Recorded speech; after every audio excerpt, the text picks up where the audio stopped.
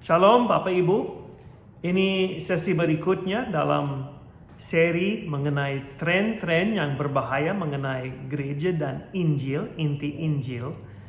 Jadi sesi yang lalu adalah sesi berkaitan dengan mania bernubuat. Ya.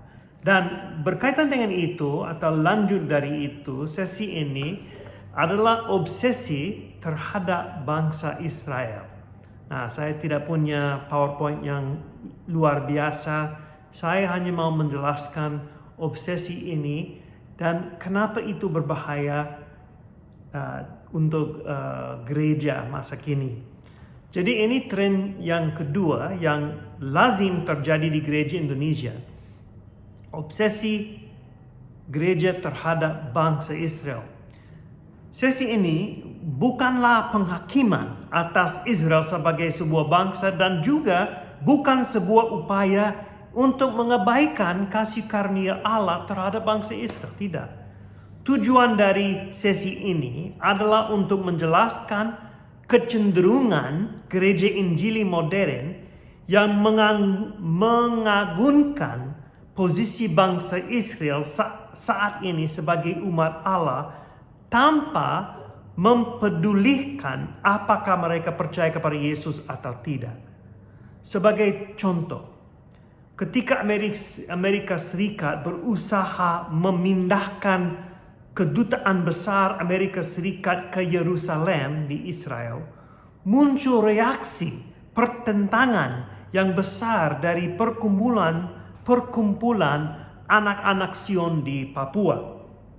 Mereka mengibarkan bendera Israel dari atas truk dan berdemonstrasi untuk mendukung negara tersebut.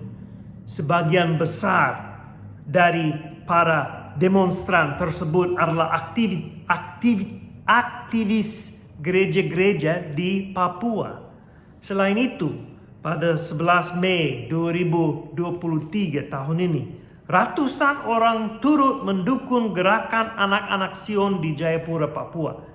Pada acara tersebut, ketua dari gerakan anak-anak Sion internasional, Pak Pendeta Martin, mengatakan, selama 16 tahun kami berjalan membangun kesadaran spiritual umat Tuhan di kampung-kampung, dari pelosok pesisir hingga pegunungan untuk bersama-sama melihat dan memahami rahasia-rahasia Alkitab tentang rencana dan perbuatan Tuhan yang ajaib terhadap tanah perjanjian, yakni Yerusalem, Israel, guna menuju kepada pemulihan dan perdamaian sejati. Nah, haruskah gereja memfokuskan diri untuk membela bangsa Israel secara politis atau mencari pembenaran secara alkitabiah terhadap posisi politis mereka di tempat yang sampai saat ini masih disebut sebagai tanah suci? Peran apakah yang dimiliki oleh bangsa Israel saat ini sebagai bagian dari umat Allah? Tanggung jawab kita tentunya adalah untuk berdoa bagi bangsa Israel dan mencari keselamatan mereka di dalam Kristus. Tetapi apakah kita perlu bertindak lebih dari itu? Dan mungkinkah kekaguman terhadap bangsa Israel ini menjadi penghalang bagi gereja dan pemberitaan Injil? Dalam sesi ini saya ingin membahas mengenai perjanjian-perjanjian dalam kitab perjanjian lama, bait suci, tanah Israel, dan identitas umat Allah masa kini. Saya berharap bahwa melalui latar belakang Alkitab dan perspektif yang lebih luas atau firman Allah akan membantu kita untuk lebih memahami rencana agung Allah bagi bangsa-bangsa di dunia ini dan kebenaran Injil, supaya kebenaran Injil, inti Injil tidak tergeser oleh karena ada tren-tren lain. Nah, pertama, perjanjian dengan bangsa Israel. Perjanjian dengan Abraham, Musa, dan Daud belum dibatalkan. Perjanjian tersebut masih berlaku dan telah digenapi di dalam Yesus dan oleh Yesus. Meskipun bangsa Israel melanggarnya, Tuhan tetap setia dan segala janjinya tidak pernah gagal. Tuhan berjanji kepada Abraham bahwa ia akan memperoleh banyak keturunan dan akan memberkatinya agar melalui dirinya bangsa-bangsa diberkati. Tuhan berfirman kepada Abraham di dalam Kejadian pasal 12 ayat 2-3. Aku akan membuat engkau menjadi bangsa yang besar dan memberkati engkau serta membuat namamu masyhur. Dan engkau akan menjadi berkat. Aku akan memberkati orang-orang yang memberkati engkau dan mengutuk orang-orang yang mengutuk engkau. Dan olehmu, semua kaum di muka bumi akan mendapat berkat. Abraham dipanggil keluar dari negerinya. Ia dipilih sehingga ia dapat menjadi berkat bagi segala bangsa. Satu orang akan menjadi bapa dari banyak keturunan untuk memberkati bangsa-bangsa. Keluarga-keluarga di bumi ini pun terberkati ketika mereka mengenal dan memiliki rasa takut akan Tuhan. Yesus berkata dalam Matius pasal 5 ayat 6, berbahagialah orang yang lapar dan haus akan kebenaran, karena mereka akan dipuaskan. Allah memperbarui perjanjiannya dengan Abraham dalam Kejadian pasal 15. Allah membawa Abraham keluar serta berfirman, coba lihat ke langit, hitunglah bintang-bintang. Jika kamu dapat menghitungnya, maka firman-Nya kepadanya, demikianlah banyaknya nanti keturunanmu. Dan dalam ayat 6 dikatakan tentang Abraham, lalu percayalah Abraham kepada Tuhan, maka Tuhan memperhitungkan hal itu kepadanya sebagai kebenaran. Dalam Galatia pasal 3, Paulus menjelaskan bagaimana perjanjian Allah dengan Abraham ini digenapi. Galatia pasal 3 ayat 7-9 mengutip Kejadian pasal 12. Jadi kamu lihat bahwa mereka yang hidup dari iman, mereka itulah anak-anak Abraham.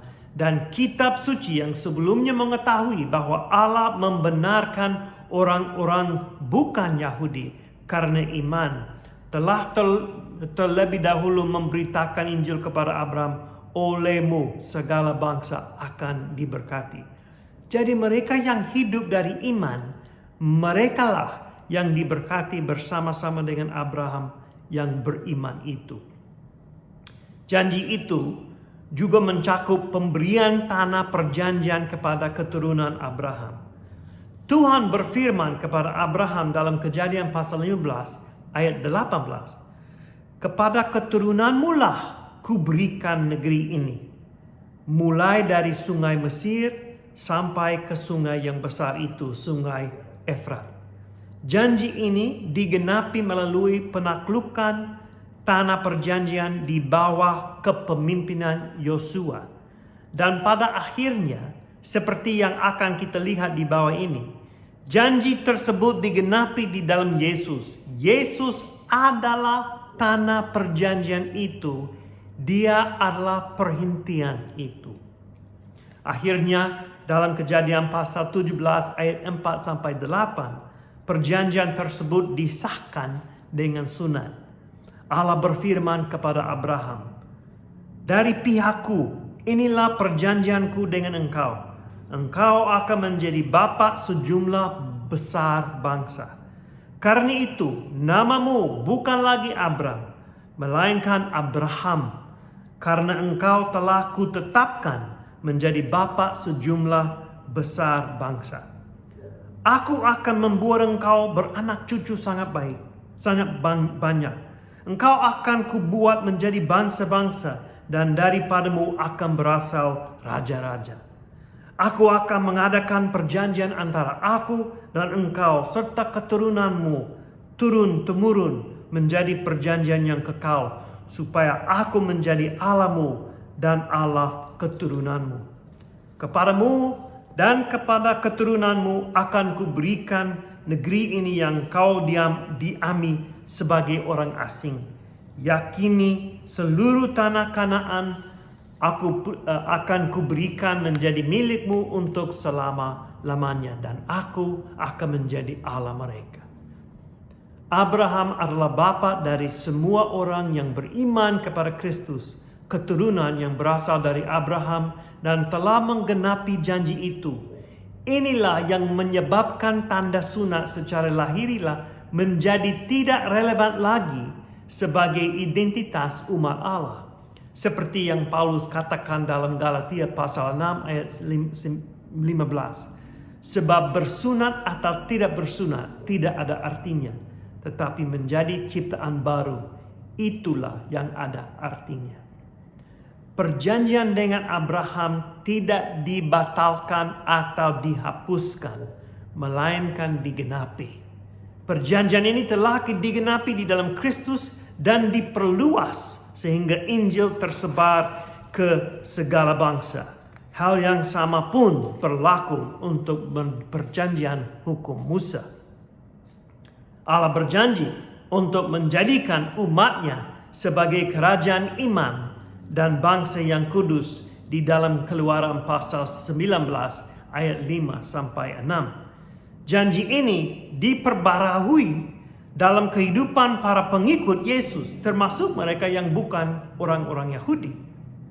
Lihat 1 Petrus pasal 2. Sebuah identitas baru diberikan kepada bangsa Israel dalam Keluaran pasal 19 oleh karena keselamatan. Mereka akan menjadi imamat yang rajani dan bangsa yang kudus, menjadi bangsa yang dikhususkan untuk Tuhan. Mereka akan bertumbuh di dalam identitas ini sebagai bangsa pilihan Tuhan yang pada akhirnya akan digenapi oleh Yesus dan gerejanya. Janji ini diperbaharui dalam kehidupan para pengikut Yesus, termasuk mereka yang bukan orang-orang Yahudi. Petrus menuliskan kepada jemaat di Asia Kecil dalam 1 Petrus pasal 2 ayat 9. Tetapi kamulah bangsa yang terpilih, imamat yang rajani, bangsa yang kudus, untuk kepunyaan Allah sendiri, supaya kamu memberitakan perbuatan-perbuatan yang besar dari Dia yang telah memanggil kamu keluar dari kegelapan kepada terangnya yang ajaib. Kemudian dengan mengutip Hosea pasal 2 ayat 23, Petrus mengatakan janji ini kepada pembaca yang sama dalam ayat yang ke-10. Kamu yang dahulu bukan umat Allah, tetapi yang sekarang telah menjadi umatnya. Yang dahulu tidak dikasihani, tetapi yang sekarang telah beroleh belas kasihan. Dalam Keluaran pasal 19, bangsa Israel diberikan janji bahwa mereka akan menjadi imam-imam yang akan mewakili Allah bagi bangsa-bangsa. Mereka akan menjadi pemegang dan penyuling firman Allah bagi orang lain. Jika mereka tetap setia, mereka akan menjadi imam yang setia, dan banyak orang di sekitar mereka akan bertobat dan menjadi takut akan Allah. Jika mereka tidak setia, jabatan imam mereka akan tercemar. Dalam peran sebagai kerajaan imam dan bangsa yang kudus, mereka menggenapi janji Allah kepada Abraham untuk menjadi berkat bagi bangsa-bangsa. Perjanjian penting selanjutnya adalah perjanjian dengan Daud, Raja Israel. Allah berjanji untuk mengokohkan takhta kerajaan anak Daud untuk selama-lamanya dalam 2 Samuel pasal 7 ayat 13 sampai 14. Allah berkata kepada Daud mengenai anak ini, "Dialah yang akan mendirikan rumah bagi namaku, dan aku akan mengokohkan takhta kerajaannya untuk selama-lamanya. Aku akan menjadi bapaknya dan ia akan menjadi anakku." Hal ini digenapi di dalam diri Yesus sendiri. Dialah yang memerintah untuk selama-lamanya. Pilihan Allah atas Daud memenuhi kebutuhan akan seorang wakil di dunia dan tempat kudus yang utama. Pengurapan Daud sebagai raja berkaitan erat dengan terpilihnya Yerusalem sebagai kota Allah. Di dalam Yesus, kita memiliki anggota kerajaan secara pribadi dan kerajaan tempat yang terpusat. Sebagai anak Daud, Yesus menggenapi perjanjian Allah dengan Daud dan pada saat yang sama mengarahkan janji-janji itu kepada dirinya sendiri, bukan ke suatu tempat secara fisik. Nah, itu lanjut dengan beberapa hal mengenai bait suci. Nah, perjanjian dengan Daud yang tertulis tadi menyebutkan tentang pembangunan sebuah rumah bagi Allah. Dalam 1 Raja-Raja pasal 9, Allah berjanji kepada Salomo untuk memberkati dia dan keturunannya dalam konteks pembangunan bait suci. Tetapi ini adalah sebuah perjanjian bersyarat. Ayat yang keempat, jika engkau hidup di hadapanku sama seperti Daud, ayahmu, dengan tulus hati dan dengan benar, dan berbuat sesuai dengan segala yang kuperintahkan kepadamu. Jika begitu, jadi begitu. Kita tahu bahwa Salomo tidak melakukan hal ini. Dia memalingkan hatinya kepada dewa-dewi dari istri-istrinya yang banyak itu, dan generasi setelahnya terpecah menjadi kerajaan utara dan selatan, yang pada akhirnya menyebabkan pembuangan suku-suku di utara dan kemudian pembuangan Yehuda ke Babel serta penghancuran bait suci itu. Bait suci adalah bagian utama dari identitas bangsa Israel di Yerusalem. Namun ketika Salomo berdoa pada penabisan bait suci dalam 1 Raja-Raja pasal 8 ayat 27, ia berkata, tetapi benarkah Allah hendak diam di atas bumi? Sesungguhnya langit, bahkan langit yang mengatasi segala langit pun tidak dapat memuat engkau. Terlebih lagi rumah yang kudirikan ini.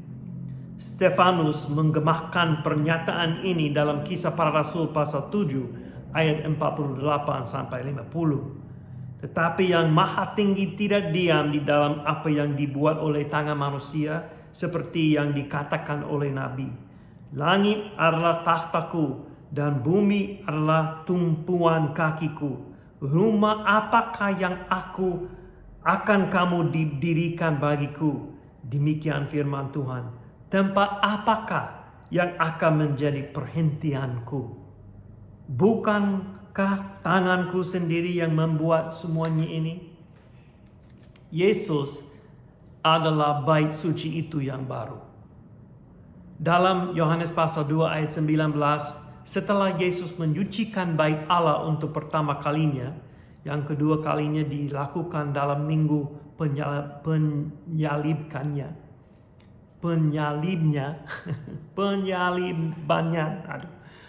Orang-orang Yahudi meminta tanda-tanda pada waktu dia membersihkan baitnya dari Yesus untuk membuktikan otoritas yang ia miliki untuk melakukan hal tersebut. Yesus berkata, rombak bait Allah ini dan dalam 3 hari aku akan mendirikannya kembali.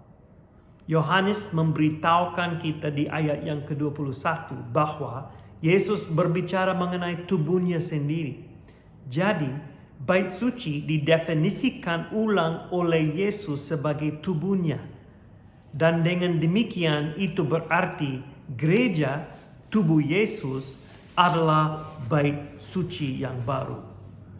Jika bait suci secara fisik diperlukan di masa depan, hal itu tidak masuk akal karena yang lebih besar dari bait suci itu sendiri sudah ada di sini. Setiap nubuat mengenai bait suci masa depan dan kemuliaannya harus dipahami sebagai bait suci rohani atau apa yang digambarkan secara simbolis dalam Wahyu pasal 21. D.A. Carson menulis, Tubuh manusia Yesuslah yang secara unik memanifestasikan Bapa dan menjadi titik fokus dari manifestasi Allah menjadi manusia, baik Allah yang hidup di bumi, penggenapan dari seluruh makna bait suci dan pusat dari seluruh ibadah yang sejati. Ia melanjutkan, sangatlah penting bahwa ibadah kepada Allah di dalam baitnya harus kudus. Terlebih penting lagi untuk memahami bahwa bait suci itu sendiri menunjuk kepada titik pertemuan yang lebih baik dan yang terakhir antara Allah dan manusia. Yesus menyucikan bait Allah. Dalam pembacaan tipologi Perjanjian Lama, ia juga telah menggantinya, menggenapi tujuannya. Nah, kemah suci dan bait suci berisi kemuliaan Allah. Bahkan menjelaskan bahwa ada 6 manifestasi Allah yang terlihat dalam sejarah bangsa Israel. Yang pertama, kemunculan pertama kemuliaan Allah. Yang kedua, Gunung Sinai, Keluaran pasal 24. Yang ketiga, kemah suci. Yang keempat, bait suci. Yang kelima, kemuliaan Tuhan yang meninggalkan bait suci. Dan kembalinya kemudian Tuhan ke bait suci. Ini yang keenam. Dalam 5 peristiwa pertama, kemuliaan Allah tersembunyi di dalam awan. Hanya dalam peristiwa ke-6 awan itu tidak ada. Hal ini membuat Yohanes pasal 1 ayat 14 menjadi semakin penting dalam kaitannya dengan pernyataan Yesus dalam Yohanes pasal 2 ayat 19. Ia adalah kemah suci itu dan menyatakan kemuliaan Allah. Bait suci secara fisik tidak lagi relevan. Berarti kita tidak usah tabung uang untuk membangun lagi bait suci itu secara fisik di Yerusalem. Yang fisik itu sekarang tidak lagi relevan karena sudah ada Yesus, sudah ada tubuhnya. Matius 27 ayat 51 mengatakan, dan lihatlah tabir bait suci terbelah 2 dari atas sampai ke bawah, dan terjadilah gempa bumi dan bukit-bukit batu terbelah. Peristiwa ini terjadi segera setelah Yesus berseru dengan suara nyaring dan menyerahkan nyawanya.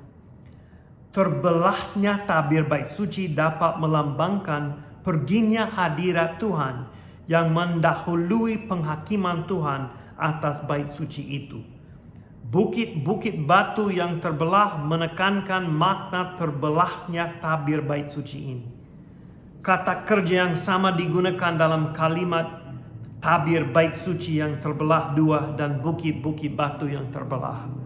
Jadi hal ini bukan hanya menandakan terbukanya jalan bagi segala bangsa, tetapi juga menandakan kepergian Tuhan meninggalkan bait suci. Sehingga hal ini mengakhiri tempat utama dalam kehidupan ibadah bangsa Israel.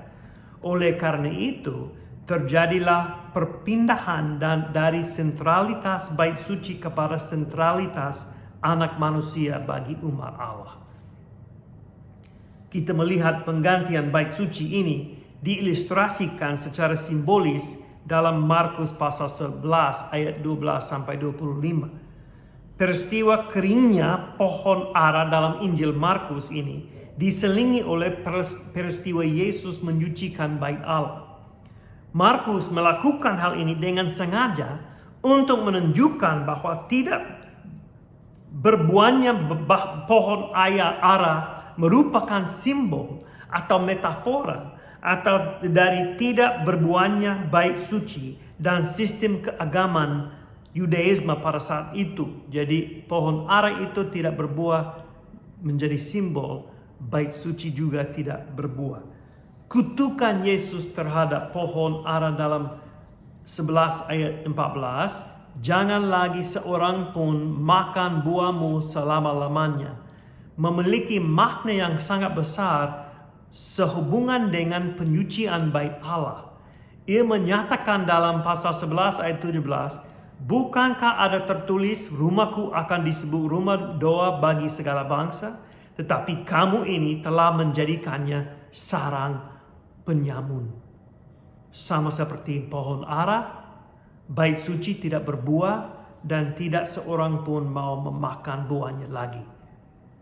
Franz menulis, sebuah pohon yang berdaun lebat pada musim Paskah memberikan janji yang tidak dapat ditepatinya. Begitu pula Israel.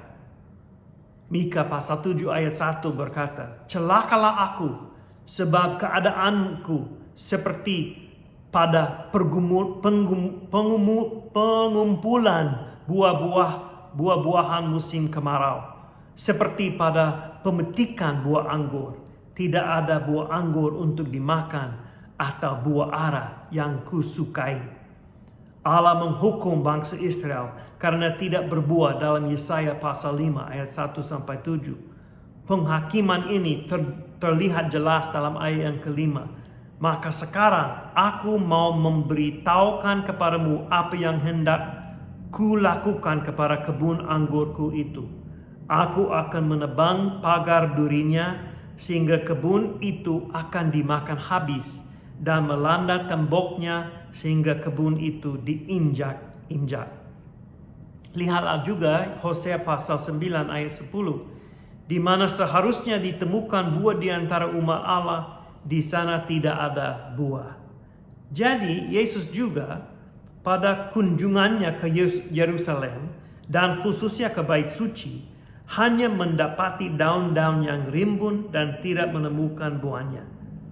Edwards menjelaskan, pohon ara yang rimbun yang menjanjikan akan adanya buah sama menipunya dengan Bait Suci yang terlepas dari perdagangan dan aktivitas religiusnya sebenarnya merupakan tempat persembunyian daripada penjahat.